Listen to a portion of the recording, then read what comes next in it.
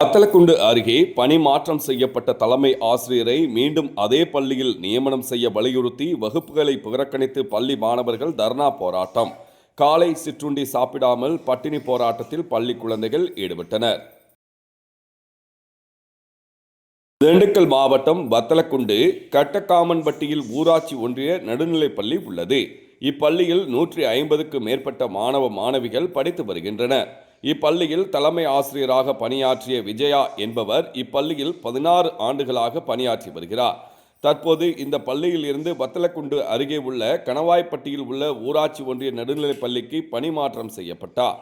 இந்த செய்தியை அறிந்த பள்ளி மாணவ மாணவிகள் கவலையடைந்தனர்.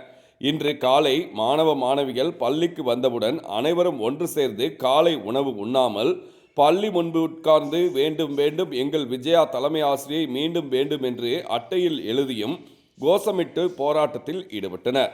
பள்ளியில் பணியாற்றும் ஆசிரியர்கள் சமாதானப்படுத்தியும் கேட்காமல் எங்களை தாய் போல பார்த்து கொண்ட பள்ளிக்கு பல நற்பெயர்கள் வாங்கி கொடுத்த, பள்ளிக்கு புதிய கட்டிடங்கள், புதிய பாத்ரூம் வசதிகள், தனியார் பள்ளிக்கு இணையாக எங்கள் பள்ளியை தரம் உயர்த்தி பெற்றுக் கொடுத்த தலைமை ஆசிரியர் விஜயா அம்மா மீண்டும் வர வேண்டும் என்று கூறி தொடர்ந்து போராட்டத்தில் ஈடுபட்டனர். பள்ளிக்கு விரைந்து வந்த மாவட்ட கல்வி அலுவலர் மாணவர்களிடையே சமாதானப்படுத்தி உரிய நடவடிக்கை எடுக்கப்படும் என கூறியதை அடுத்து மாணவ மாணவிகள் பள்ளிக்கு சென்றனர்.